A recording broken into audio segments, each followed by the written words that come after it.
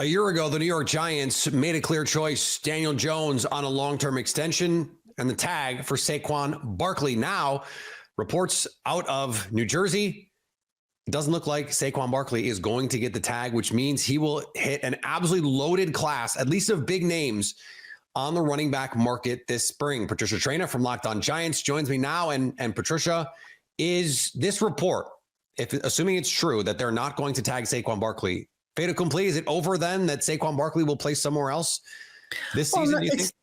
It's not final until it's final, but there's a pretty good chance of it happening. I mean, the Giants, as you said, choosing to probably not tag Saquon Barkley. He's another year older, more injuries that he's had.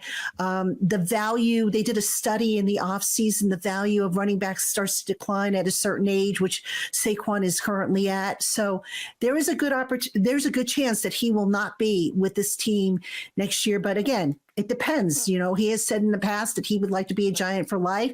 The Giants have, said that they would like to have him back, but if they can't make the money work, then I think you can say that, yeah, it's pretty much over.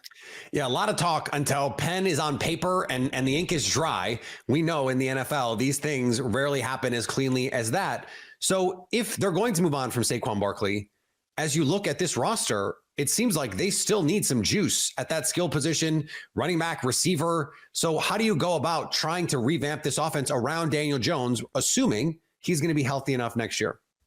Yeah, I think the first thing the Giants have to do is they have to decide what kind of offense do they want to be. Do they want to be a ground and pound? Do they want to be a deep vertical threat? Do they want to sling the ball all over the field? What do they want to be? And I think, you look at the successful teams in the last several years, what do they all have in common? They have a pretty good passing game.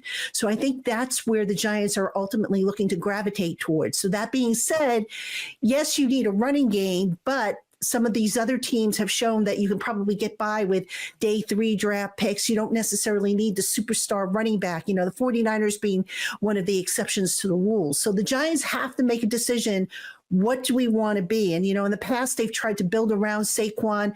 That didn't work. Is Daniel Jones going to be the quarterback moving forward? That remains to be seen. But whoever the quarterback is, they have to decide what the identity of this offense is and how they want to build it. Well, those are related questions, right? How do they want to play? And then can Daniel Jones play that way?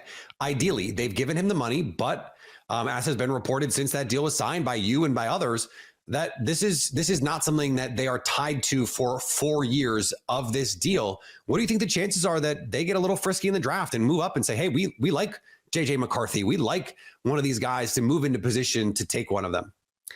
I don't know if they would necessarily move up to take a JJ McCarthy, but I don't think you can rule out the possibility of them moving up if the price is right and if it makes sense for them. Now, I think what they do in free agency is going to tell us a lot. If they go and they fill and get a number 1 receiver, for example, they get offensive line help, they address some of these other needs.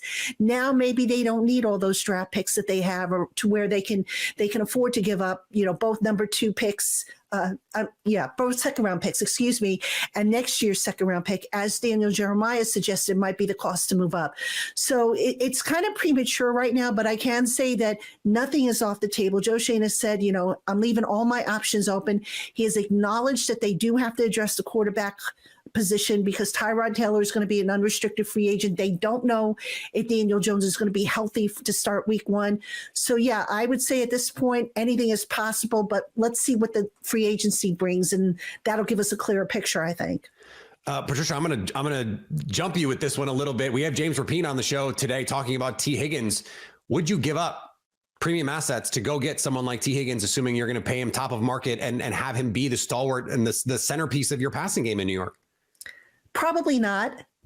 This is a pretty good receiver class.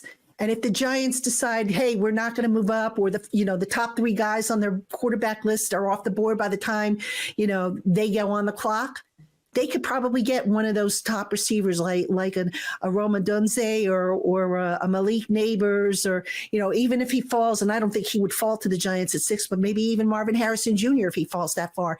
So I don't think you would give up premium assets to or have to pay for Higgins, because it's going to cost you, not only is it going to cost you money, it's also going to probably cost you draft picks. And this team is so far away and has so many needs that it cannot afford, in my opinion, to be giving up a ton of draft picks and assets.